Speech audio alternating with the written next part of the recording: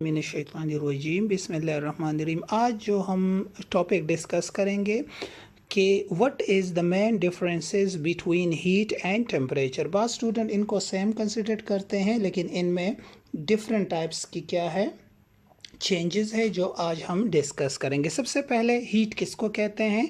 So the total amount of energy present in a body या the total amount of energy contain by a body is called क्या? Heat. इसको क्या कहते हैं? Heat कहते हैं। फिर टेम्परेचर किसको कहते हैं? It is the measure of intensity of heat. किसको कहते हैं? ये मेजर है किसकी? इंटेंसिटी की, शिद्दत ऑफ हीट को, या the degree of hotness and coolness of a body is called क्या? टेम्परेचर। फिर हीट किसका मजमुआ होता है? Heat is the sum of kinetic energy and potential energy, ठीक है, या kinetic and potential energy contain by a molecule is called क्या? हीट, ठीक है। और जो टेम्परेचर है वो क्या है? Average kinetic energy of molecules in a substance है। इसका मतलब है कि हीट में काइनेटिक एनर्जी, फिर काइनेटिक एनर्जी में रोटेशनरी, वाइब्रेटरी, आपके पास ट्रांसलेटरी, और फिर potential energy. Kinetic energy is due to motion and potential energy is due to attraction in chemistry, ठीक है।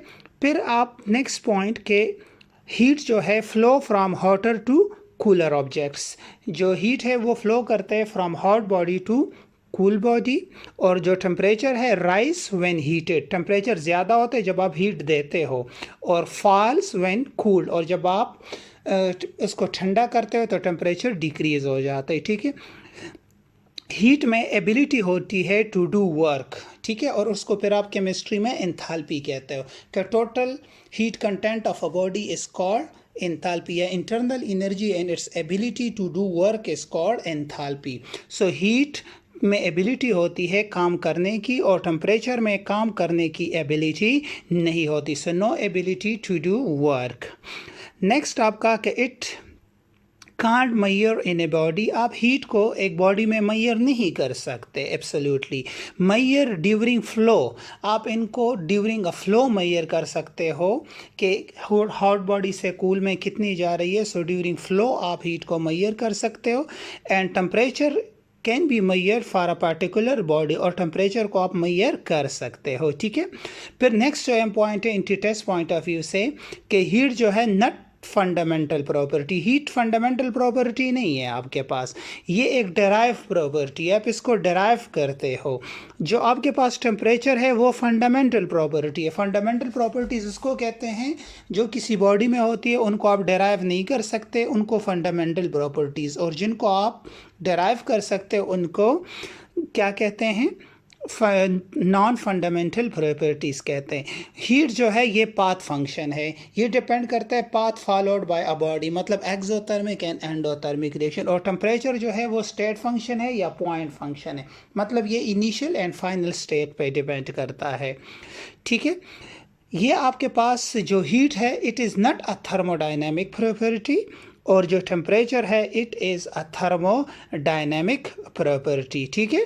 फिर अब हीट वर्क क्यों थर्मोडायनेमिक नहीं है? So not thermodynamic because system do not contain, किसी सिस्टम में हीट और वर्क होता नहीं है, ये सिस्टम परफॉर्म करता है, ठीक है, और हीट को ट्रांसफ़र करता है। सो वो प्रॉपर्टी जो सिस्टम में नहीं होती उनको हम कहते हैं नॉन थर्मोडायनेमिक प्रॉपर्टीज़, और जो वो प्रॉपर्टी जो किसी सिस्टम में कंटेन होती है, उसमें प्रेजेंट होती है, उनको हम कहते हैं थर्मोडायनेमिक प्रॉपर्टीज़। सो याद रखिएगा जितने भी स्टेट फंक्शन है वो थर्मोडायनेमिक प्रॉपर्टीज़ है, और जितने भी पाथ फंक्शन है केमिस्ट्री में वो क्या है बच्चे?